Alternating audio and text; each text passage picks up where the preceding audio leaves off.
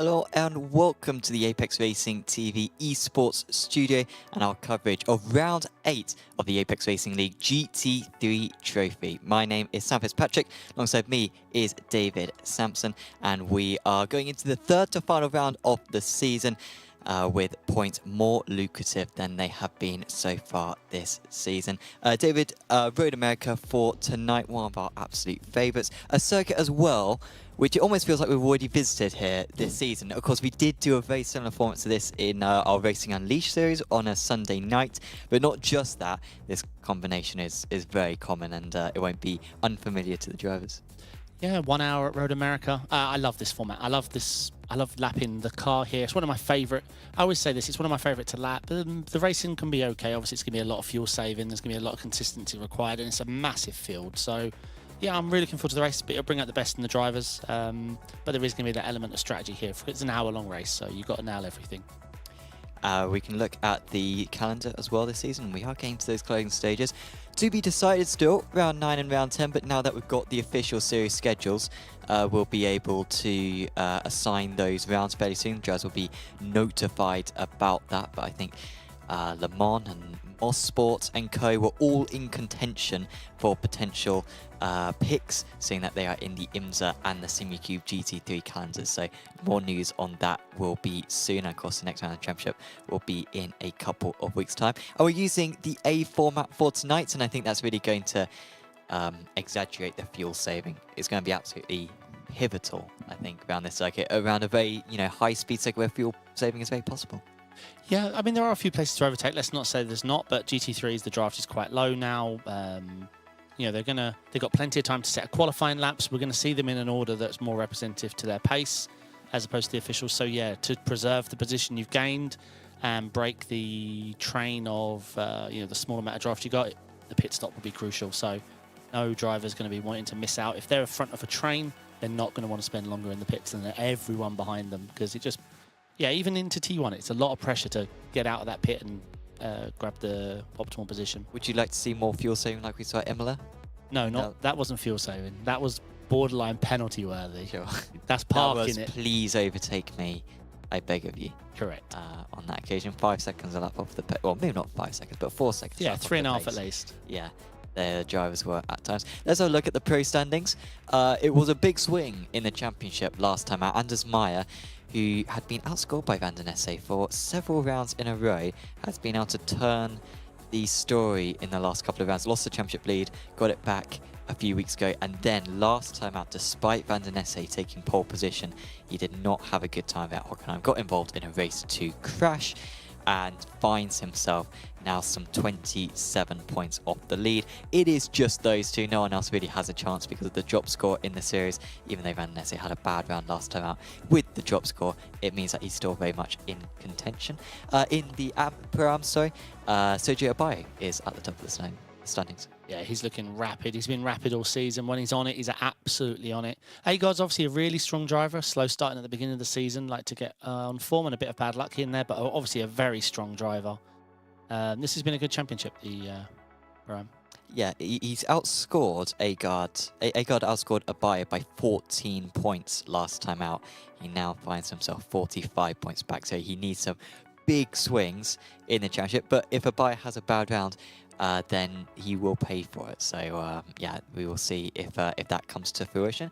And in the amateurs, we've got Artem Udod, who is romping to the title. He wasn't the highest scoring driver last time. It was actually Zilk who managed to outscore him. So still Zilk with a small chance, but Udod has overwhelmingly been the man in form for the majority of the season. Yeah, it's his qualifying performances. They put him a good margin above the rest of his competition. In the AM category, if you can find yourself qualifying well and putting some, 1 or 2 pros and a lot of pro-ams between you and your nearest competitor, big point scoring opportunities on those gains you get on the differential. So that's where he's been very strong. Udod, of course, in the Mercedes with the new BOP for week 13. How do you think he will fare? I haven't tested any, I think, but I've done all the reading. It looks like the Mercedes is a little bit down on the straight line, which is correct because it's been a bit strong all season. Looks like the Porsche's got a bit engine pickup. They've all had a little change, but I agreed with all the wording that was used. So let's see if that results in a balanced field. Yes, we will see. I haven't heard anyone absolutely outraged, but usually there's a little bit of a delay until people really realise if a car is hopelessly outbopped. Let's have a look at the Teams Championship as well. Still very close in this one. It's Racing Lab Esports, who are currently at the top, but not by a long way over Maguire's. And then Delachaz are in play as well. They have actually got Alexander Delachaz taking part tonight. However, he's not scoring points for the Majors Garage because they have already got all 3 of their drivers. They're not allowed to add any more drivers to their tally, but all 3 of those teams still with a good shout of the title as it stands. As we can look at our track now for tonight, and Karamadari in chat saying Road America better than Road Atlanta. I do know Karamadari hates Road Atlanta, thinks it's an awful circuit for multi-class in particular. I slightly agree. I think both are superb circuits, but this one is particularly satisfying just because all the corners are just, good corners. Yeah, I always say, like, if you're going to do a coaching lesson or something, this kind of track has a little bit of everything. It can, it has the high speed, has some tricky, unique corners. Even the last sector is pretty tricky. I like this track. It brings really good racing. It's a long lap. It is testing, and it is going to require, like I said, we've mentioned a few times, this is going to be a lot of fuel saving for sure. Thomas Hansen speculating that you might have the Carlson versus Niemeyer. I see chess match going on. I'm not watching. Am I watching? I can verify he's not. I mean, I want to, but I'm not. How long does a chess match go on for? This is actually speed chess, so it's a little bit quicker. Okay, sure. Oh, you would probably missed it already. But there they go. Do turn 8 into the carousel, turn 9. I'm sure we'll see a few different lines around that part of the circuit. And then sort of into 10, which is the second part of the carousel. And then into the kink. Hopefully we'll avoid any significant issues on lap 1 there. Especially with cold tyres, yeah. Yeah, if one driver hits the wall, then they ricochet back into the circuit, sort of surprising that there isn't more runoff area even now around that corner. But yeah, it can be absolutely disastrous with the pileups. Bill Mitchell bend, very satisfying through turn 13, and then of course turn 14 to round out the lap. Yeah, it's the Porsche that's tricky in the kink. You got to really keep the balance of the car. And unfortunately, if you lose the balance of the car in the Mercedes, it's in the Porsche, it's very difficult to save. The rest of the cars are completely flat out and easy. Well, we will see how they are faring in qualifying because the drivers are just going out at the moment for their first laps. So we'll go to a quick advert and we'll be back in just a few moments for the first part of qualifying of the evening. Are you struggling for consistency in your sim racing? Does your iRating look like a roller coaster? If so, we have good news for you. The way to get more consistent is to first understand what you're doing differently than the professionals. And VRS is the answer. With our competitive subscription, you will have the telemetry, setups, tutorials, and everything else you need to fully analyze your driving. Our data packs and the ability to compare your driving with the best in the world will show you exactly where to adjust your inputs, change your driving line, and shave seconds off of your lap times. And our powerful and precise Direct Force Pro wheelbase and precision pedals are being used by some of the world's best drivers. All these champions agree that VRS hardware is not just the best on the market, it's also priced well below the competition. So if you're looking to upgrade to direct drive and the best pedals in sim racing, VRS is your answer. If you want to get better, get faster, and make it happen sooner rather than later, you owe it to yourself to find out why so many people are switching to VRS. You'll be so glad that you did. Visit www.virtualracingschool.com and learn why the best use VRS. Welcome to Road America. We are just in the first part of qualifying, which is allocated to the amateur drivers. Of course, the second part of qualifying will be for the pro-ams and the final part for the pros. There is no risk of rain. A few simulations were had. Of course, it's totally random what the weather is. But out of curiosity, I did check what the chances of rain are at this time of year at Road America, and it is exceptionally low. You're talking about rain maybe 1 in every 10 sessions, really, because it's summer in Wisconsin, and that means that it's very dry apparently. I don't know if you ever went to, did you spend much time in the Midwest during your time in the US? No, not really, no. East Coast, up and down. Obviously lived in North Carolina and just outside New York for 11 years. But no, I wasn't. Everyone asked me why I didn't visit it all and do it It's all. quite a bit. That's a bit like saying to a European, you've been to Poland, right? Correct. Of course. Well, it's not just that I wasn't there for holiday, right? I was living there. You're like, you know, and you don't Yeah. just go out in your car every day You because don't you're just do Route 66 every day. do you? correct. Yeah. Yeah. Yeah, I'm interested to see how the Porsche does in the straight line speed. It looks like the Mustang and Vet got a nice improvement on the bop since we last were here. I think the Mercedes will be fine, but it does look like it just got a bit knocked in top speed. Obviously, BMW and Ferrari have seen a massive improvement in their low-speed gearing and traction because, I mean, that's been a problem since the dawn of time. Also tweaked to their rain tyres, so we're going to hopefully see the front-engine cars be able to drive around in the rain confidently, much like the Porsche and Audi. Where's right on board with Seb Guest. Tricky corner this. Because if you think about time and carrying speed, it all goes wrong. You've got to make sure you hook up the exit and track. So this is way under speed. Yeah. Way under speed. This is flat. But he's lifted. Important corner. Easy. This is where we see the most mistakes. Not the most crashes, but the most mistakes. Because you track out onto that sand and then recovery time slow. Here, as Sam mentioned, everyone's got their own unique line, but really it's just about when you apply the throttle. I feel like often around here, it feels like the arcing line, like you think, oh, that would be really cool. But actually, more often than not, it's sort of the boring tight line. The tight It's line, yeah, the agreed. best one, even though it doesn't feel like it's necessarily the coolest or the Yeah, fastest. the shortest line and then hooking up, as I say, before that curbing on the right, making sure you're flat on the throttle is the two things to look for. Again, here we're going to see some mistakes. It's very easy to get it all wrong here. Not crashes, just small takes. Here's pretty easy as long as you're nice and smooth with the wheel. There's a massive lift there. That is a flat corner. Sounds like that Porsche's quite low wing. Easy to get wrong corner, and that's what makes this track so fun and overtaking options and the good racing, because the last corner, while it's just a right-hander, it's so easy to just get that balance wrong and mess up your run along the main straight. Yeah, I expect to see a couple of drivers spin on the exit of that final corner as well if you tip it well onto the grass. It can be problematic. Guest was able to survive it though, and he goes to P5. We've just got one new driver for this round. It's Alexander Delachas, which is a bit like calling Alonso a rookie from a couple of seasons back, because of course he had got plenty of experience, particularly in ARL endurance, but also ARL prototypes. And maybe even this series as well, I think he's taken part in, but he is making his first race of the season tonight. Well, I mean, his name's on the door for Lucas Talman, you know, it's the team name is Delachas, so yeah, it's great to see him here. Yeah, this corner's so easy to get wrong. Looks like it's just an out lap there. Well, I hope so. Otherwise, this is going to be a slow lap. No, I think this is a lap. This is a Oh. lap for him. Maybe it's just the TV cam. Can be misleading. We'll see what Schlosser is able to do for Undici Scuderia Esports. Few personal bests near the end of the lap. There are 6 sectors around this circuit, Road America.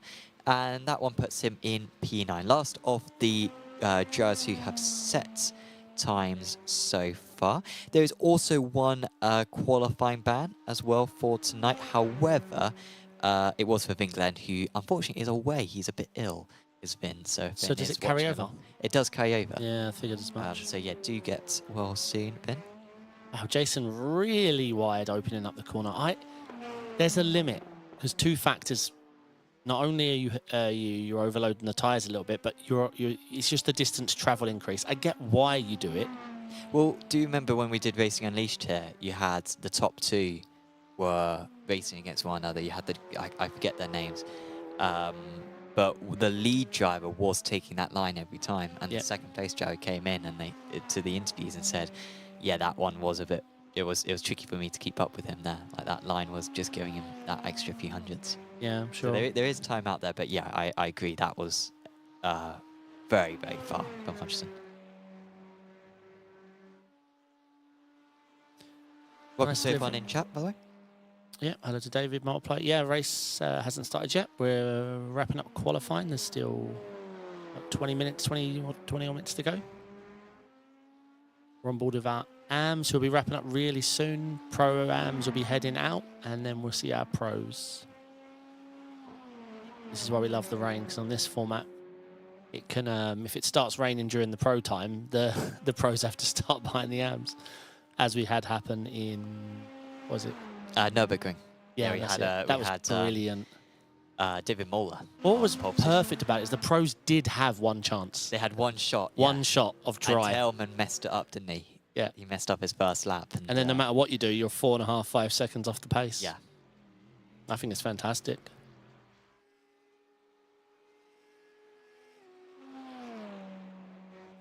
So Joshua Syme, maybe the only driver right now on circuit who stands to improve on this current effort. Adam Hedgecock is also out there, but he's on an outlap, as you can see on the time board. Many of the pro-ams are also out on outlap. So no time, of course, for Hedgecock because he's not allowed to start a lap now at this point. But Joshua Syme with a livery, which I think maybe shares, it's for All Outlaws Racing. I think I heard someone compare it to the Wii U, or the Nintendo Switch, sorry, the other day, with the contrasting colours on either side of the car. But he comes into the pits, does time, and now the pro-ams are out. Yeah, I get what you mean, the blue and red controller. Yeah. But the other livery was blue and red. It wasn't blue and orange. Yeah, I like that livery. I think I saw it 2 weeks ago. I remember remarking on it. So there was a livery change with the latest iRacing patch with regards to how metallic works. So an unupdated livery might look a little different. Sure. Yeah, just to do with the white levels, I think. On board with Robin Wist, chilling in the draft. Yeah, it's going to be good to see how the cars stack up. I think we are going to see. I think the 1, 2, 3 will probably be Ford, Porsche, or Ford, Porsche, Ford, or Porsche, Ford. That's what I'm going with. One of those combinations of 3. The crazy thing about this series was no Ferraris, and last season the Ferrari was dominant. Well, and you compare it to Racing Unleashed GT3, which we have on Sunday nights, and 70% of the drivers are in a Ferrari. But for some reason, right at the start of this season, and maybe because of the tracks that were picked, people did not fancy it. Crazy. We got Schlosser, though, in a Ferrari. He's not right, representing it fantastically. No disrespect to Mario. Yeah, it could be on for last at the moment. Let's see.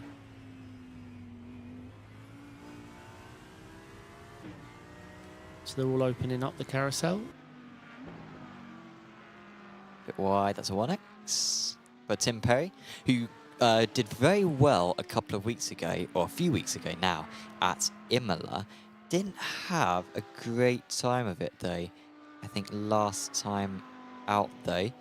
He's currently sat P9. In fact, he didn't even turn up last time. But he was on pole 2 weeks ago. In terms of the pole positions in the Pro-Ams, we had the last pole position was Nikolai Agard, and he leads the season so far with 2 pole positions to his name. But we've also had a Bio on pole. We had Robin Vist on pole as well. That was a couple of months back. Mario de Molina has been on pole. David Moller was on pole in the wet, and a couple of others as well, because Tim Perry has been on pole. So basically, it's anyone's game to get on pole here, and currently it's Andrew Fairley. Yep, 2044. That's a whopping 4 tenths faster than Artem Udod went. I don't think we talked too much either about, Udod getting that pole position in the end. Congratulations to him. That is another pole position to his name. That is his 5th of the season out of 8 rounds. He does demonstrate how much he's dominated that class in qualifying. Bogdan in chat confirming that the walk team, he forced the drivers to drive the Mercedes. And Livingston rightly pointing out that the Ford can finally work now, David. Now you have to drive it. Yeah, apparently its rain tires improved, low speed traction's improved, it's faster and straight. Like it looks like it's Although it got some bad news if you're a Ford driver. I saw the Indy 6-hour bop just before this broadcast, and they've just fixed it, right? And now it's had a whopping 1.5 engine power taken off for Indy, which is, well, I could go into it for an hour, and we don't have that time, but it boggles my mind. Do you think the Mustang will be strong at Indy? It would have been. It would have been. Well, But do you think compared to other circuits, do you think it's an inherently Ford circuit? No, I don't. I think it was I'm not gonna. I can't talk about the bop now. It will go on forever. We've got the late Apex coming up later. I'll talk forever there about it. We've got more time. There's no end. I think there's no limits on. Technically, we can go on for 8 hours if we want for the late Apex. I only need an hour. I think the studio's next used on Sunday night, so we've got 2 days, 48 hours. Adam Watson as well mentioning that the Mustang has had the rear geometry of the suspension change, so it now matches the real-life car. So a few setups have had to be modified in order to make that difference, but I don't think in terms of characteristics, I don't think it's a big difference. Yeah, no, I'm looking forward to testing it. But I think the bop is, from the looks of it, it's pretty good. With the tweaks they've made, I say I need to actually get on the ground and test, probably do it Monday. But yeah, obviously the Indy bop then surprised me as all. It was all over the shop. So Fairleigh Zap holding up by quite some margin, 3/10 pole ahead of Mateo. He's enjoying his vet. Carbonai, he'll be grateful that he can do qualifying, had a qualifying ban last time out, still managed to recover very well, particularly in race 2. But he's really being able to demonstrate just how quick he is out there. And of course, championship leader, Sergio Abayo, runs in 3rd position. The Molyneux and Hutchinson up there. Expects Perry to get further up. We saw him invalidate one of his lap times earlier on. And we've still got David Moeller and this man, Nikolai Agard, to set any lap times. Agard really, of course, we said this last week, but he needs to maximise every round if he's going to get anywhere near a bio in the championship this season. I'm going to say it again, I love these Delta boxes during qualifying because we don't even need to speak. You can just sit back and watch the little colours come in to know if they're improving, if it's purple, what kind of lap are they on for. Of course, also check out the live timing link as well. Link to that in the description. That's what we use, and that gives you the actual times of every sector as well. It's very useful. Yep, that's why we miss some of the on-screen action, because we're actually staring at the numbers, not the screen.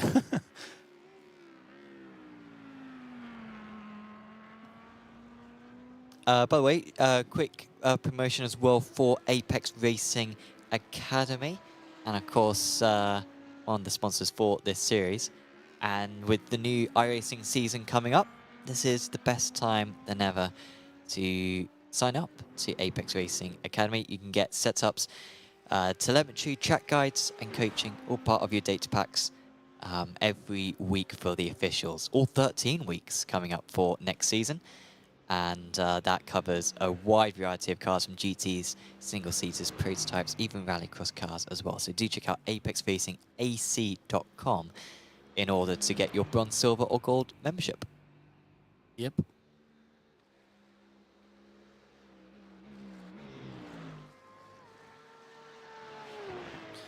Livingston confirmed Agard has struggled with the Audi here after the build.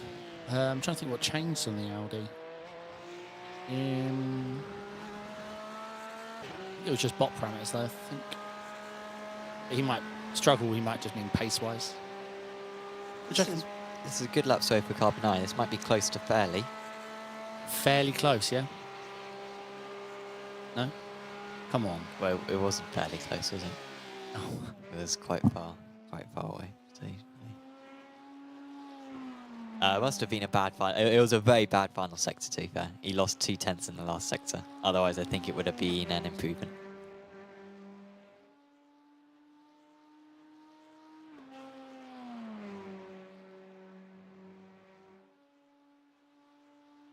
Ah, there is Fairleigh. Oh, maybe I was looking at the wrong car. Sorry. Yeah, no, this is like looking like a good lap at the moment for him. 3 personal bests out of the first 4 sectors, losing a bit in sector 1 still. Even Carbonari on his not best lap was half a tenth quicker, so maybe lacking a bit of straight line speed or confidence through turn 1. But the rest of the lap looked this is very, looking very good. strong. Yeah, this is looking good. I think I'm going to go for a 2:04.1 on this one. I'm going to go for 3:27.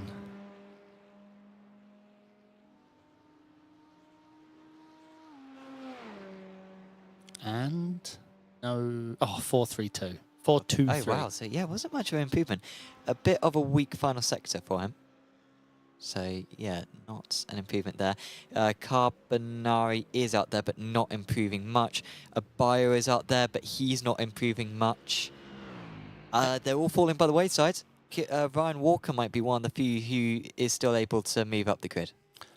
Still looking good for Artem Udod. He's 5th overall. AM driver right now. Only 4 Pro-Ams beat his time. And Abaya, by the way, on that last lap did manage to get ahead of Carbonari. It wasn't looking like a good lap, but he set a very, very strong final sector and was able to get himself up there. Yeah, very fast final sector.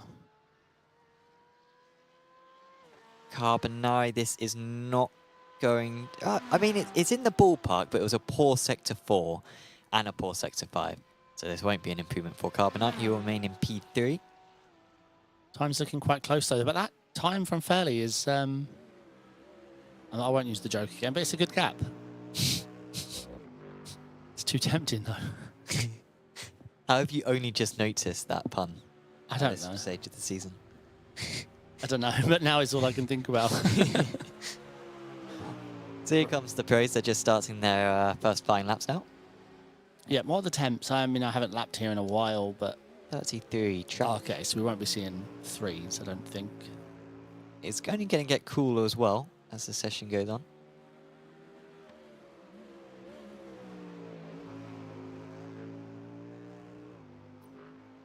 Anders Meyer, who was very quick along with his teammate Eric Roseth in practice. I think those two are the favourites for this qualifying session.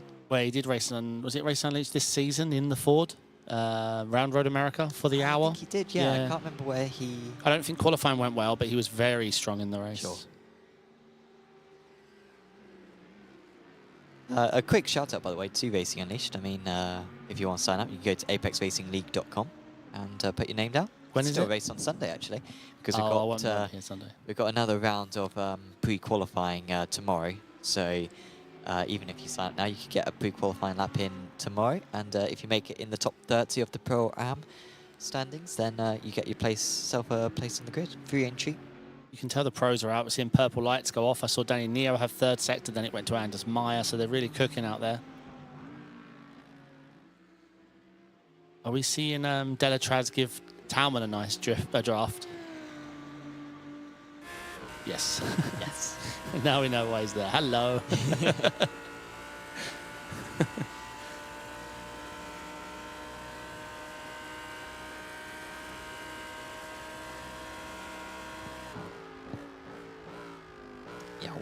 I mean, it's just a lot of numbers. It's very difficult to decipher who's going to be quick on this lap. But Lucas Tellman's looked good throughout the lap. I think Tellman might honestly be pole after the first runs. Yeah, it's looking like a very good lap for him. Anders Meyer, I'm sure, put in a very good representative time, but no draft for him, so there might be a little bit more room for improvement. And it puts him only 2nd place for now, behind Andrew Fairley. Expect that time to be improved on. Delatraz goes provisional pole. Anders Meyer blew 3/10 in the last sector alone, so expect to see 3s. Although those times... Wait, I love that. Delatraz was giving Talman the draft and got the fastest lap. Van der Nesse? He has made pole position his own in recent times. He has got the last 5 pole positions as Chris van der Nesse. Meyer took the round 1 pole position, and it was Rasmus Östlund, the Estonian, who took pole position in round 2. But besides that, it's been van der Nesse from rounds 3 to 7. Yeah. I was just looking at some of those sector times from Meyer. Roseth now goes to pole, but by a very small margin. So in Sector 5 alone, Anders Meyer was 2 tenths down on his teammate, 2 tenths down on Van der Nesse, 2 tenths down Delatrace. So something happened in Sector 5. So that puts him within reach as well of the 2 range. Who was that? Sorry, Maya. Correct, yeah. Yep. Meyer's lap was good all around, just Sector 5 was, yeah, 2 tenths shy. Andrew Fairley in chat saying he bottled a 3. Oh, a 0.3, sorry. Still a very good effort there, Andrew. That will put you well in with a good chance. Yeah, for sure. It's going to be some tough competition around you on the first couple of laps, that's for sure. But a big gap to back to a bio.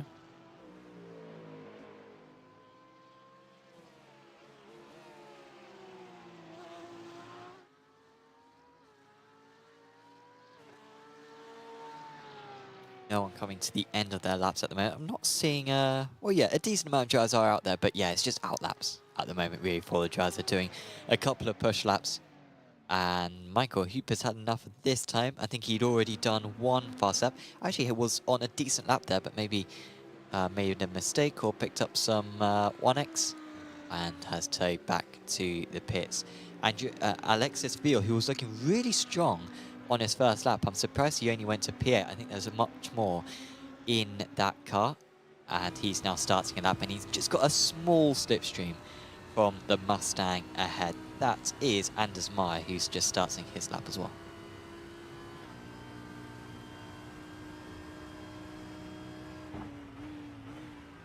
Into turn 1 he comes.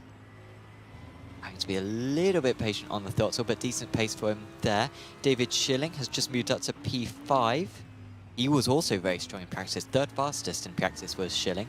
Not quite backing that up at the moment, but sees himself on the 3rd row of the grid. Yes, indeed. Danny Neo goes fastest of all in Sector 3. He is in very need of a lap. He is sitting with an unset time at the moment. Yeah, has fought for race wins earlier on in the season, was very strong back at Imola a few weeks ago. So we're on board for much of the race. We're on board with Alexaville here, behind, that looks like Anders Meyer. Yeah. Neither of them with a great lap so far. Pretty good 3rd sectors, to be fair. Not great 1st sector, but good 2nd and 3rd sectors. Anders Meyer's 1st sector was good enough. Actually, it's really good, right? 6.32. No, actually, yeah, it wasn't a personal best, but yeah, it's good. Wasn't a personal best, but still faster than everyone else. That's good. That's a good statistic.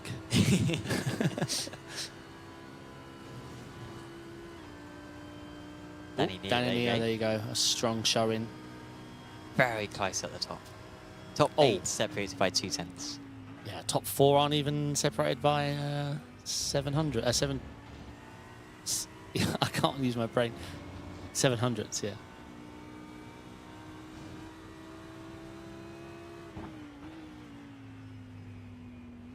So Veal with a fine lap. I think this will be an improvement, but Mike is improving a lot.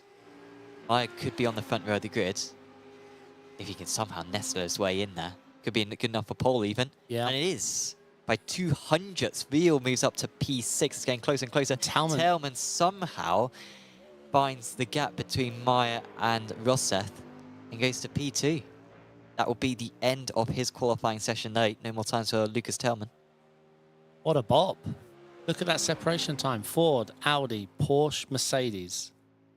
We'll take some of that. Schilling doesn't need a big improvement to get up a few places. He's just starting his final lap right now. I need Van der Nesse to kick it up a gear. I predicted Ford, Porsche, Ford, and it's not looking correct. It's a good lap from Rosseth. 3 personal bests out of 5. It all comes down to this final sector. Not a sector that I think he's been especially strong in so far.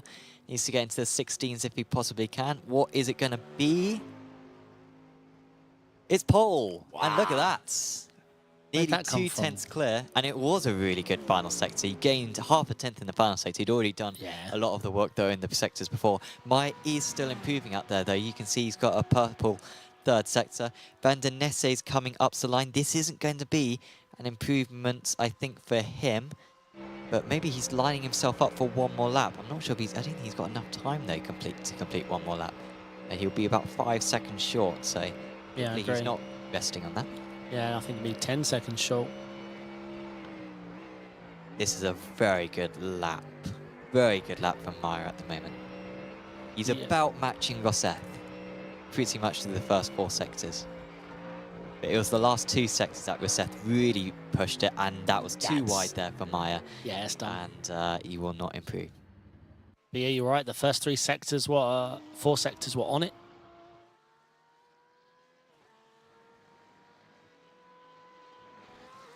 Not many people improving right now. Oh. Porsche's looking skatey, as Porsches do.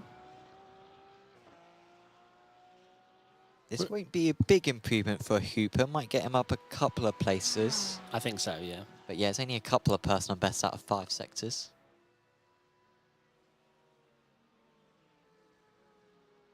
No, he stays in P20.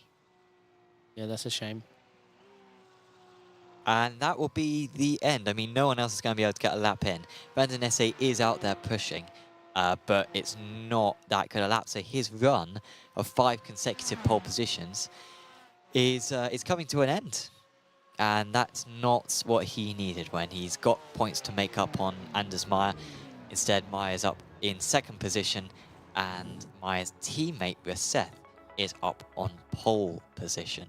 So a lot of work for him to do, but I think the hope is that with such a close qualifying session there, that we can have the top drivers all stay with one another, at least in the first stint. Oh, 100%. But I mean, it wasn't close in the end, right? If we think about Rosseth's lap, the gap between him and Meyer was the gap the next 4 or 5 positions down. So it was a stellar lap at the end there. But yeah, all very close. But yeah, you have to think the Racing Lab boys can try and control this at the start, unless, I mean, we know Talman's going to get aggressive. He's going to want to split those Fords. That will be his top priority. But yeah, the Fords should be able to control the line they use, and let's see. But Talman needs to be careful because, you know, Van der Nesse is a very good driver. It's a great bunch at the front. We've got Dan and Nia as well, and Della Traz, so yeah, it's going to be very exciting. Yeah, many of the drivers who have been familiar sights at the top of the standings so far this season, once again, will be battling one another. And let's have a look then at the grid that we have for this race. Eric Rosseth on pole position ahead of Anders Meyer, his teammates. Of course, that's good for Racing Lab Esports in their bid for the team's championship. Lucas Tellman lines up alongside Chris Van Nesse. Then it's Danny Neo. Alexander Delatraz in his first race of the season alongside his teammate Alexis Veal. Then it's Andrew Fairley, brilliant qualifying for him in the Pro Ams. I think that's his first pole of the season. Then it's David Schilling, Pierre Ubithu, Sergio Abayo, Matteo Carbonari in 12th. Mark Hutchinson, Artem Udod is top of the amateurs once again, his 5th pole of the season. There's Mauro De Molina, Finn Hort, then it is Russ Fowler, Nikolai Agard, Simon Andre Livingston, Michael Hooper, Ryan Walker, Robin Vist, Eric Trosh, Tim Perry in 24th. Expect him to gain places. It's Hendrik Zielk, Jason Hodgson, Joel Kleinecht, Seb Guest, Adam Hedgecock, B. Saunders, Joshua Syme, Mario Schlosser, David Moeller, and Sander Danielson and Aaron Broderick rounding out the last row of the grid. Yeah, it's going to be interesting. All eyes on the... wait, I'm not seeing... where's Rosseth? Oh, Rosseth has let us in chat. Well, iRacing didn't let me grid, so Paul up in the bin, I guess. He'll be very disappointed. Means that his teammate Anders Meyer takes the pole position instead, and it means that the Delatraz car will be able to take that 2nd place. That's, yeah, bad news for Van der Nesse, I think. But here we go then. Talman's actually hanging back a little bit, but you know, he is entitled to that P2 spot. To that P2 spot. We launch away. It's a very strong start for Meyer, who tries to be making a break for it straight away whilst the drivers behind him fight. Danny Neo is going to do something. Massive hits. Massive hit at the back of the field. Neo still battling with Van der Nesse, but I think Van der Nesse has held on to P3. It was a great start for Neo, but he wasn't really able to do anything with it due to the narrowness of the track. Rosseth has joined the pack now, and he's actually in 15th place. So the pit lane start wasn't too disadvantage for him. Robin Vist has got an issue, and the drivers who got caught out right at the start were Mauro de Molina, it looks like, amongst others who I'm sure have damage. Oh, there's a send. Delachaz getting past Neo, who I think sort of made a mistake more than it being a send. Obviously, I don't know the league rules, but obviously what Recef did is a no-no in lots of leagues. Sure. It is, obviously. I love Recef. I know it sucks to see what happened, but I don't know about that. But I don't know the rules here. Mercedes having a look. So Van der Nesse did really well because Dan and Neo was pushing Taumann like crazy. They two were flying, but Van der Nesse held his own in T1. Nice and strong, well defended. And that's kept him the P3. But Taumann's got a really good opportunity now because, well, obviously Meyer's got the pace, he's got the strategy, everything's good for him, but obviously what they did have was the control over that 1-2 and the draft and the pushing. Like, there was lots they could have done. We're running on board with Reece Saunders, who's thinking of going for a move into Canada corner. Felix Hortz has had an issue up ahead, and that is the smoke. And fortunately, he is just about off the circuit. So that's bad news for the Maguire's team rider, sport driver. Yeah, Van der Nesse's teammate, right? Yes. Yeah, going for the team's championship, those guys. He's got some rear damage. We'll see what happened there. But I don't think he was on his own. Well, unless he half spun and someone hit him because of the spin, you never know. So 3/10 the gap. Tellman's very much closed the gap down now. Van der Nesse's still got a bit of a draft from the car ahead, but he needs to make sure he keeps his pace up in order to make sure it doesn't get any bigger than what it is. A few position changes there. Jason just lost the position. We just lost Joshua Sim. I think he's towed or pitted. He had a moment. But yeah, lots happening all over the track. So yeah, it sounds like what happened to Recef is just a network issue with iRacing connectivity. Sometimes if you can't hit the race button because you're not connected to iRacing, it's rare, but it's a very annoying problem. Or no fight being put up by Artem Udod. He's up to P12 now as Recef. He could maybe even get a podium out of this one. I think the race win against his teammate would be too far with the already 5.6 second gap. And of course he'll lose much more as well as he has to move his way through the field. Everyone's still got the draft in one, and they're down to about 26th place. Adam Hedgecock.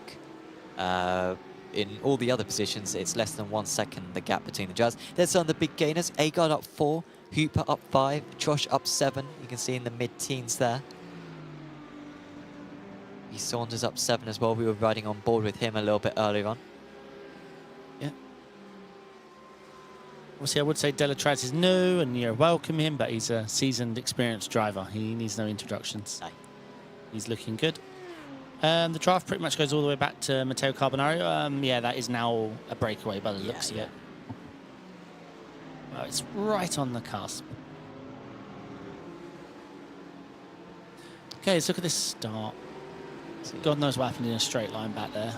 Yeah, he just had nowhere to go. Maybe he wouldn't. Well, he was pushing. I think jump. he was really hoping to clear Van der Nesse, but yeah, I think Neo just lifted a little early on Taumann just to not push him through the corner and then got his exit wrong here, and then let's see what happened further back.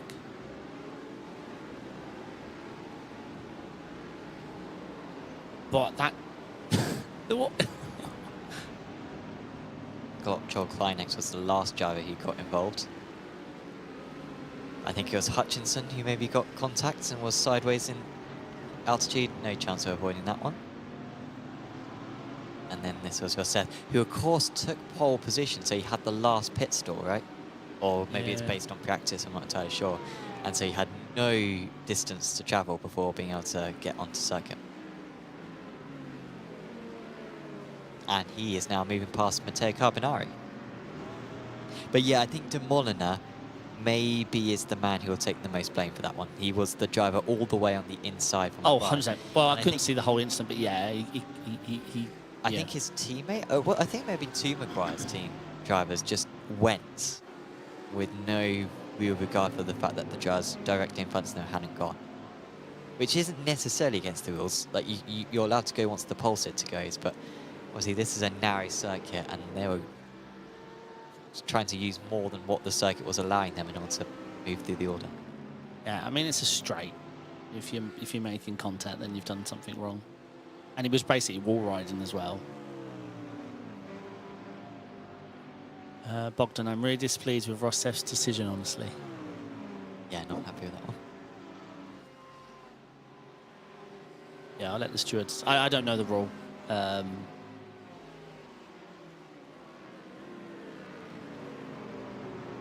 Okay, we've got another angle of this start. So, yeah, obviously it did get a bit processional.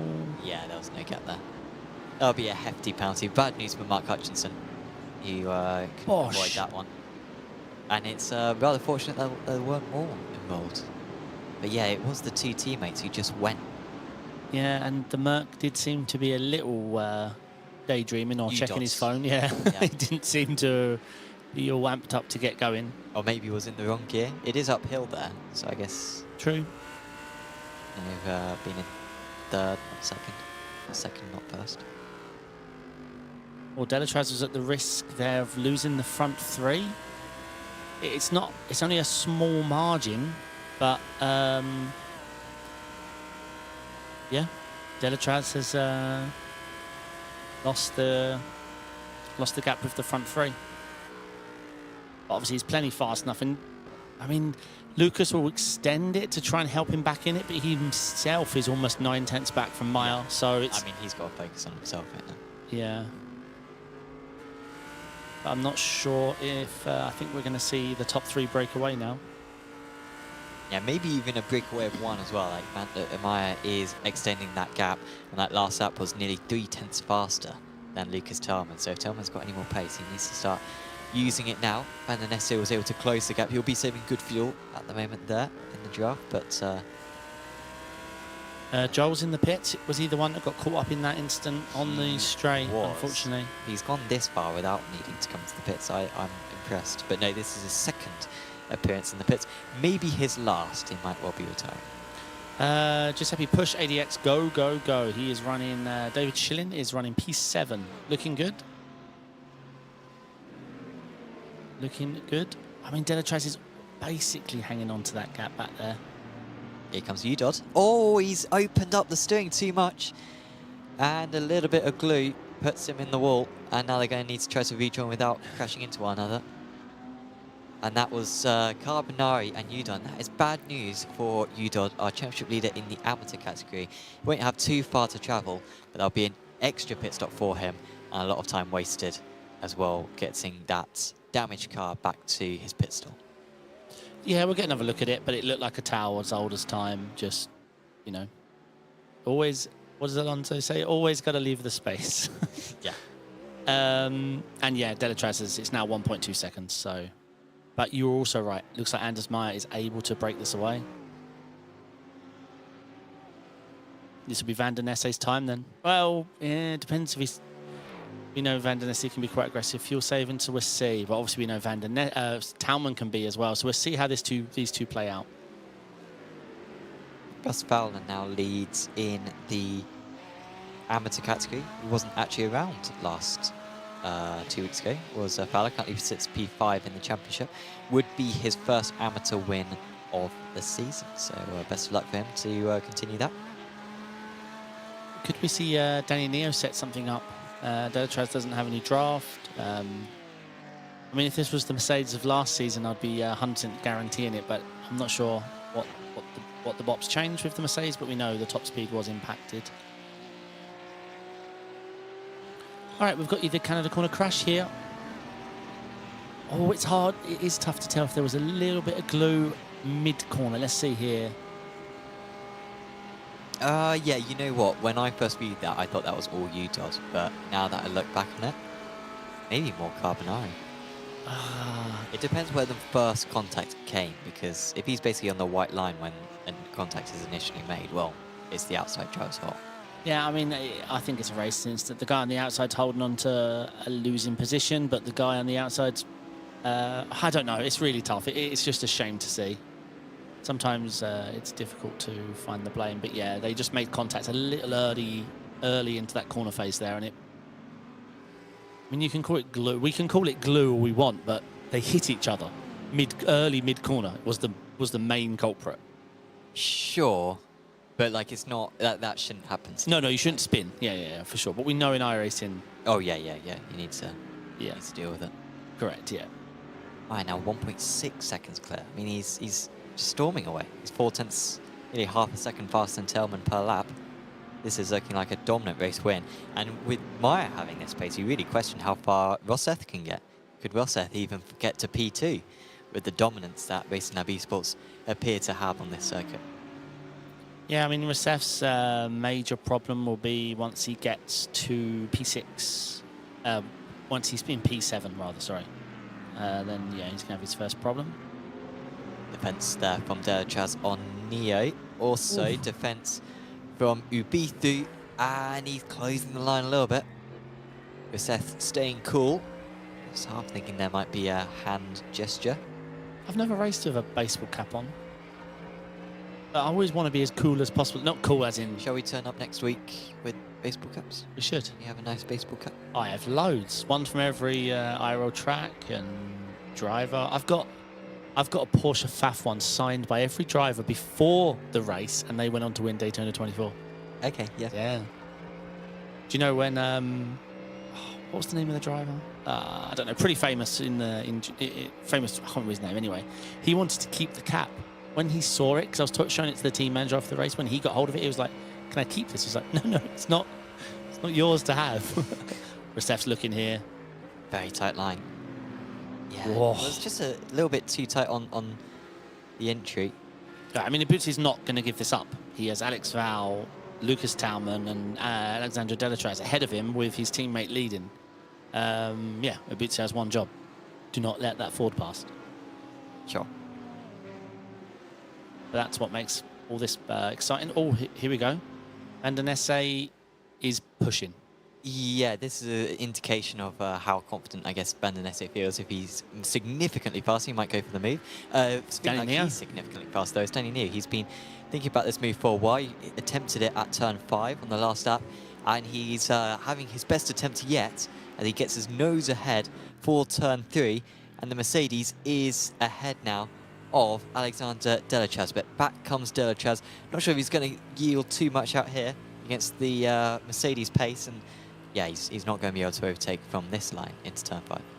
No, yeah, unfortunately Delachaz was too close on exit, so he had to abort and take the wider line, which means he went down the entire straight with no draft.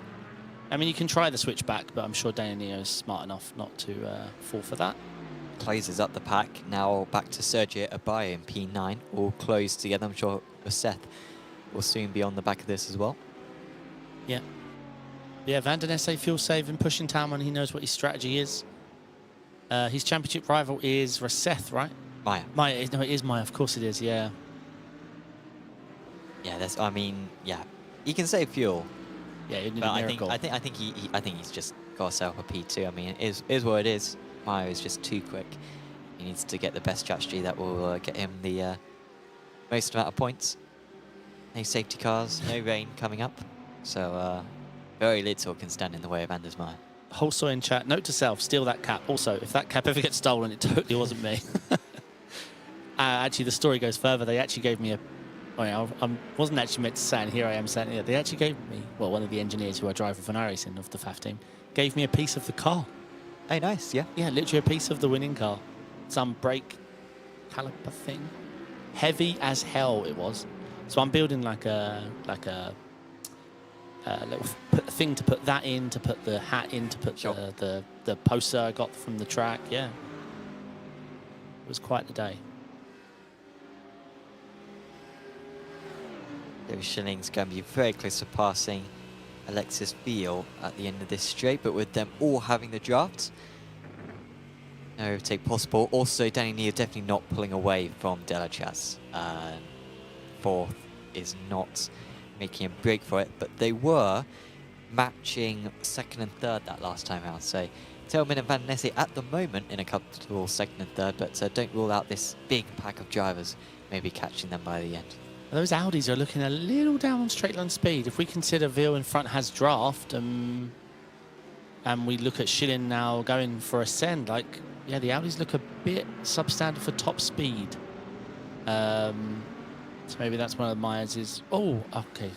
Weird TV angle. I thought that was death, but he was clear.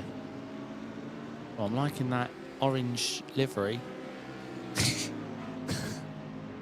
I'm such an easy person to please, aren't I? Before I forget to mention it, at some point we do need to decide what the best livery of the season is in aerial endurance. Yep. Before the final rounds. And it is a red livery as well. I mean, we need to tune this left TV then. Even I see it as red though. Like it's a bit of an orangey red, but it's still a red. Oh, come on. I think... On this TV, I need to get Lewis and everyone out here to have a look at the left screen. It's orange.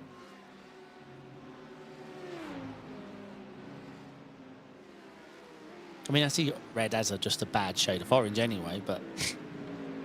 Veal barely ahead of Schilling. They have lost touch with the couple of drivers ahead now.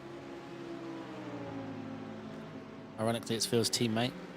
Even with the draft, it wasn't helping. Schilling's Ford is just overpowered. Oh, way wise. And he's rounds. He is rounds. I don't think he's round. I think that was by himself though, right? No, I think he lost it on entry, but I think the Ford pushed him through the corner. We'll see. Yeah, maybe. I think he just overheated the tyres. I think he had no grip. Oh, Schilling's now lost loads of time, had no slipstream, and well, he might still be able to stay in there and keep one of these places, but no. Straight past Seth and Abai. So Seth has just gone from 10th to 6th in an instant, in a straight, basically. And that has done a lot of potentially tricky work. He finds himself now 7.4 off the lead. Hold on, chat's screaming that it's red. I do agree with you on the right screen, which I don't get to use much. It's clearly red. On the left that we use, there's been some questionable colour grading, I imagine, by Sam here. It's as bright as hell and it looks orange. Van der Nesse has moved up into PT. Seth will easily catch these guys by the first stint. Well, maybe not by the pit stop, but certainly by the end of the race, with the way that he is chasing them down. But they'll probably work together. You can see how Neo and Delachaz have really caught up. Just not a lot of pace, it seems like, for Tailman in this race. Yeah, so I'm not colourblind, just to throw it out there. It's just this screen. I mean, one of us is colourblind, because we can't agree whether it's orange or red, even when we look at the same monitor. No, I agree. Like, shades of green and blue and red and orange can be argued for sure where the limit is. I'm colour grading this screen afterwards. Just be the same as that one. That one, I assume, is what they're seeing. Yes, yeah, yeah. Whereas this one looks more like Pixar.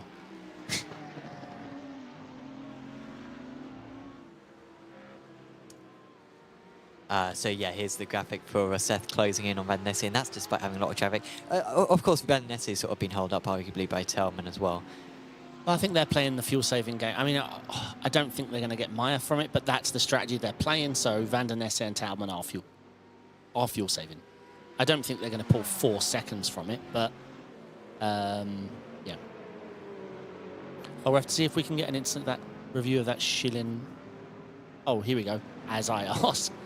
Here we go. So I'm gonna. Maybe there was. Hopefully, got. Here we go. So already a slide there. Oh yeah, he did hit him. Yeah, I think that's gonna be a penalty. Unfortunately, I think. I know that obviously he slowed up and whatever, but like you see I mean, he was sliding like a second before contact was made. You know that he's not going to be very fast. And there's Rosette just scything through the middle and gain 4 places in a straight. Rocket, that car is an absolute... Obviously, he's a fast dude as well, no denying.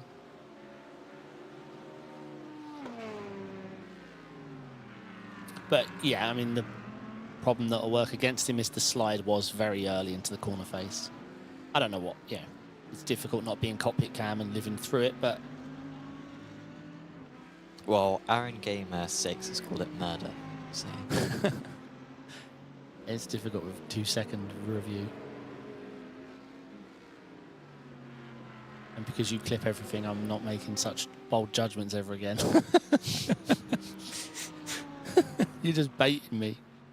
That's why you've tuned this screen to everything looks orange as well, so you can be like, yeah, look, David's gone mad. Look, this red car is orange. This is a social experiment. Yeah. To see how to induce just anger Yeah. from someone. Look at this gap from Anders Meyer, almost 4.5 seconds Yeah. now, which is, outside the fuel saving window. This will be our first lap of Van der Nesse being in that P2 proper. And I think it will be better from him. I mean, he's been stuck in the 206s. I think this lap from Van der Nesse will be a 205. We had a photo for Sergio Bio there. I think that must be new, so I now can put a face to a name, which is always nice. I did not see it. I was doing our typical thing, looking at... Here we go. See? We now have a face. I think that is me. I think so. Esport pose? Who would do that? Well, apart from me and everyone else who does sim racing. Yeah, I'm trying to think what's... Yeah, your profile picture on... is it Discord? Yes. You... Badass, isn't it? Yeah, sure. That's one way of putting it, but yeah. Hey, Lewis took that picture. He said, look cool, and we got it in one take, mate. That was it. Yeah. Bam. We knew the second the camera clicked that that was the shot.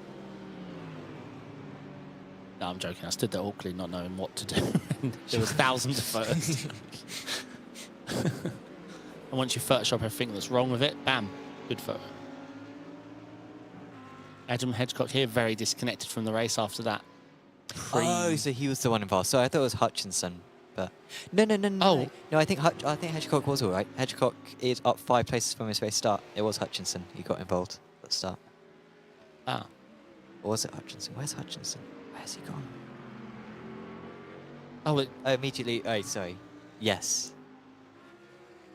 I'm doing an impression of a thick person. Why have they not got the? I'm surprised that they haven't got the same liveries now. But maybe I guess Adam changed his livery, so that's just confusing. okay, but yeah, they are They're both the altitude. exact same team, but they got different liveries. But that's fair enough. But you can see they're both altitude esports liveries. They're just different ones. Maybe they got one for this season. New one for. Yeah, they just didn't have an Audi one, maybe. Yeah. But yeah, thanks for that, guys. That's really going to be confusing now for the rest of the season. So Sergio Bio looking good. Still in the draft of Eric Seth. And Eric Seth's only 2.5 seconds off Delatraz. He stalled out a little bit, though, as with Seth. Much better times now for Van der Nesse. Van der Nesse and Tellman are going 6-7 tenths a lap faster than they were 5 minutes ago. So either Tellman was slow or they were fuel saving excessively, but they're actually like not much slower than Meyer, only a tenth of a second a lap slower than Meyer now. So Roseth is actually losing time now, so Strat. So that easy podium, which was posing before, not going to necessarily happen now. Is the replay of this is Van der Nesse getting the move done? Eric Trosh, maybe, or Nicely done. getting past Agard, maybe? Yes, it was. Guesses. Their battle's going to come down to fuel, Will, Van der Nesse's and Lucas Talman anyways. They've been stuck to each other on track, no more than 3 tenths apart, lifting, pushing, fuel saving. So it'll just be pit stop execution from those two.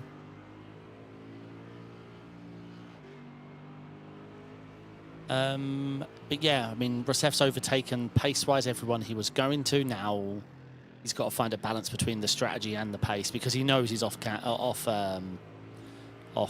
marker with the fuel compared to the guys in front because of the amount of overtaking he's had to do. But yeah, perhaps he's now more thinking about defending from a bio shilling, and I'm not sure. It's difficult to balance that mentality of the push and saving. By being caught by Schilling, and he lifts off early in order to assist the overtake. So often see crashes between drivers when alongside into Canada corner is a very tight corner. It's very easy for the driver on the inside just to squeeze the driver on the outside a little bit too much, and once they start braking on the grass, then it can be curtains. So plenty enough space being afforded that time. Right, let's see if the Corvette can keep up with a Mercedes-Ford draft combo, because my theory is if that Mercedes pushes the Ford, these two are gone. Defending right there is Schilling, but I don't think a bio actually wants to overtake. Hence why he didn't fight him into Canada corner. So maybe just precautionary, that move to the middle of the circuit, but they'll work together now. Yeah, that's the catch-22 that the racing becomes. When the draft gets less and less, it's more about fuel saving and race pace. And the problem is race pace is thrown in the bin if you battle twice a lap. Like we're seeing the disconnects out there when you have the 2-3 second gaps on track. It's usually from fighting and you gain nothing. Let's see. Do you think, you know, let's say 4K drivers, you know, not necessarily esports drivers, but like good drivers are tactically more sensible now than they were 3 years ago on iRacing? I think so, and it's purely because of the reduction in draft. If we're talking about fuel, I think 4K like nowadays is a little lower. It's not worth the same as it was, say, 4 or 5 seasons ago. You know, like 12Ks, 11.5Ks today are what 9K was not that long ago. So skill-wise is what I'm saying. Like people aren't getting more skill, just the ratings are getting a bit more inflated. That's what I'm looking for, inflation. I think fuel mindedness is definitely up, and that's not due to time. It is due to the reduction in draft. If you cannot overtake and you're spending longer behind someone, then you get them in the pits and think longer. I haven't ridden on board much with the Corvette in the past, but that thing in the middle of the car, absolutely horrendous. Well, we're off, you know, the seating position we're like, in. Yeah. As the driver, you're not going to notice it, but I mean... Yeah, I didn't notice this too much. I did the Spa 24 in this car, actually. Was it Spa 24? Yes, Spa 24. Well, I suppose I'll do a GT3, unless I have to. Spa 24. We used the Corvette. iRacing was like, no throwbot needed, and then no throwbot needed, and at the last minute, all right, 3% engine power. Oh, okay. Wednesday? Yeah, 3% engine power. Okay. So we drove the copy-paste Ferrari, the vet-bodied Ferrari, the vet. Seb Guest has had a spin. He's gone off the circuit, maybe at Canada. No, final corner, I think he's gone off at. As Seb Guest, but he's back on the circuit fairly quickly. Still leader of the Pro-Ams, of course, Sergio Abayo stands to extend his championship lead. Leader of the amateurs is still Russ Fowler. Marginally ahead of Simon Andre Livingston. Great effort from Livingston, one of the most improved drivers on the grid. Has been around in ARL for a little while, but has really worked on his pace as time's gone up by. By the way, shout out to BRS, another sponsor for the series. And summer sale continues over at apexracingsim.com. Get 30% off selected VRS products. That includes their Formula Racing rim, along as well with their wheelbase as well. So do check out apexracingsim.com in order to get heavy discounts on those VRS products.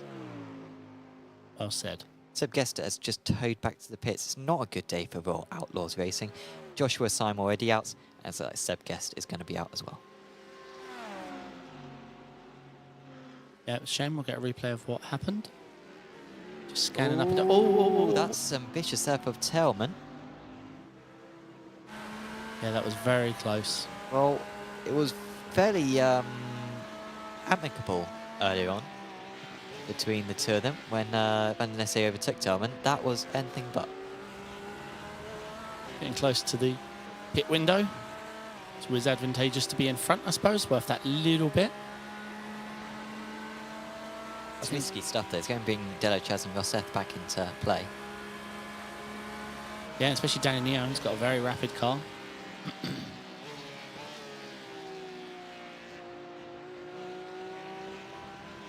So Van den Nesse tempted or discouraged from going for the move there. Recent laps have actually been matching Meyer. So this probably isn't the worst thing in the world for Van den Nesse. He can now save a bit of fuel, but I mean, if he wants to go for the move, he could go for it, but judging by how they approach turn one, Tailman's going to defend this. Yep. Oh, well, Ross Fowler is falling, and falling hard.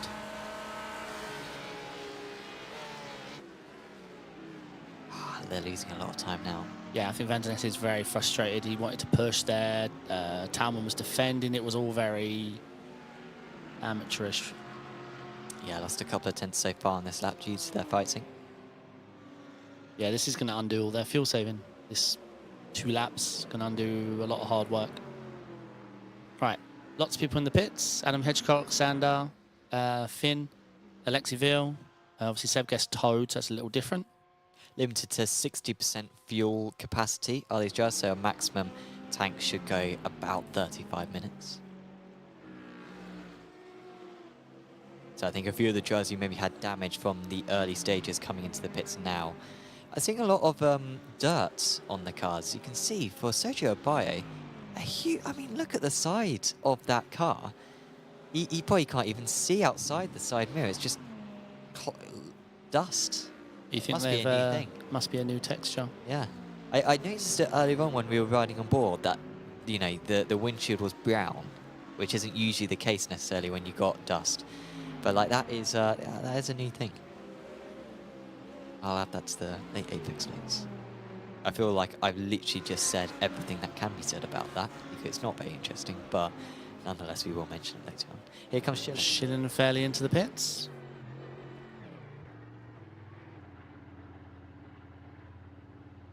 So Myers, Talman, Van den Esse, Daniel, Delatraz and Recef all stayed out. Recef almost has the draft now to Delatraz, which is going to be very well timed from him. Yeah, lots of pit stops. Abutsu, Hooper, Livingston, Reece Saunders, Russ Fowler. Well, we had a long pit stop from Mario de Molina. 54 seconds, so 40... not sure. Artem Udod a 4-second pit. Oh, that was for, yeah, sorry, Yatu, Udod, Kumbari and Molonia were... no, those two were for fast repairs, I assume. Yeah, very long stop for de Molina. I'm not really sure about that. It's not a 40-second penalty because then he's going to be short on fuel.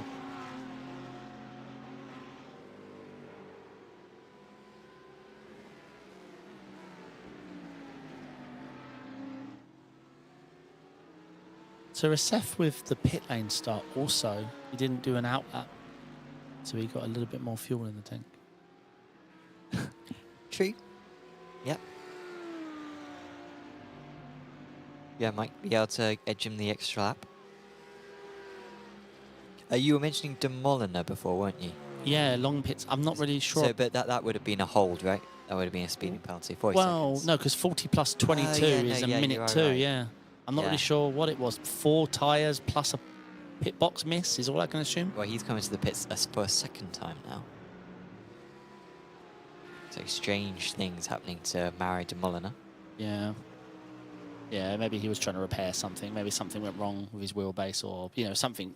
Meyer into the pits. How much further can these other guys go? Not much further. Can Recef do the extra lap? He can. Yes, he can. Recef, the only one to do the extra lap. So I called it.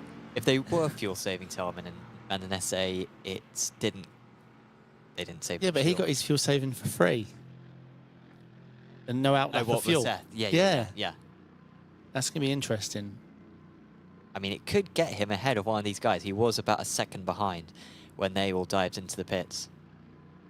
And will be needing to take less fuel when he pits, probably on the next lap. He all seemingly got it stopped fairly well. I don't know who S is in chat, but he doesn't sound very happy with Adam. No. Was that the straight line incident before the start of the race? No. That was Hutchinson. Hutchinson. Meyer's gone. 21.8. Neo very quick. 19.75. He's moved up. He's up into effective second place. Yeah, Van den Esse is lost out there.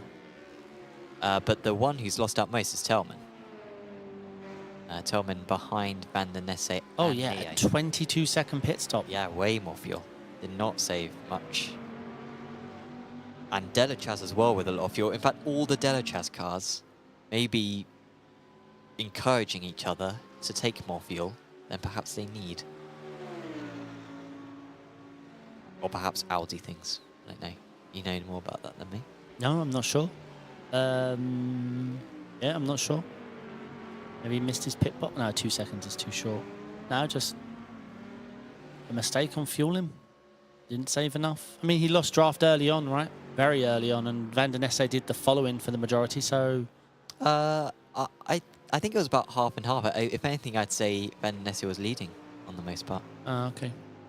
But yeah, I think it was fairly even. So Rosseth will come into the pits, but Abayo as well. I don't think we mentioned that. Abayo managed to go the extra lap.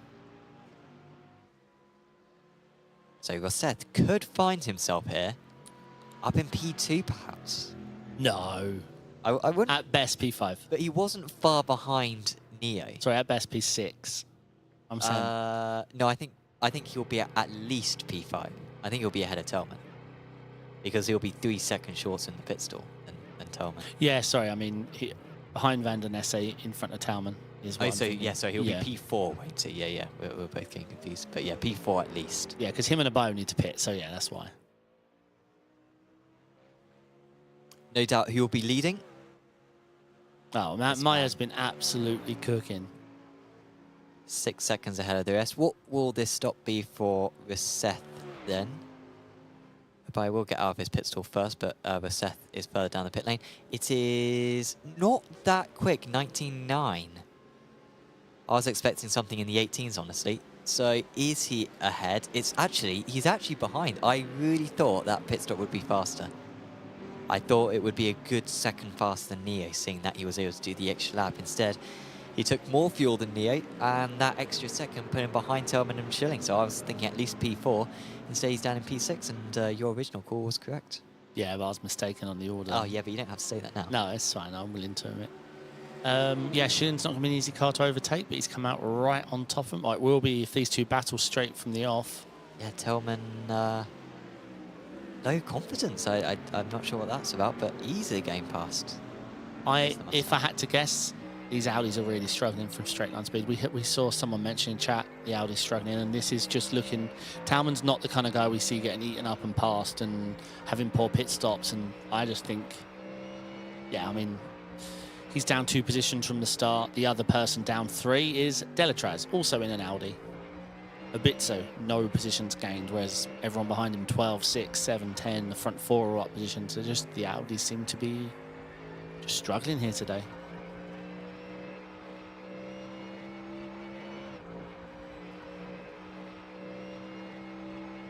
And these Fords seem to be very strong. A 6-second lead. When do we see that at a track like Road America on an hour race with this the field we have? That's a Max Verstappen gap, that. Yeah. Relatively speaking. And he'll go into the final 2 rounds of the season, Maya, almost with the championship in the bag. Should he win tonight and get a good result next time out, he will win the championship with a round to spare because his drop score is so good. And with 1 drop score being applied to the results this season, you can afford 1 bad round. So if he goes into the final round with no bad rounds, then you'll have it in the bag. Fastest lap of the race there. First man into the 2-minute 4s. No, he did have a PB of 2:49 earlier in the stint I saw. Oh, he's just... Oh, sure. Yeah.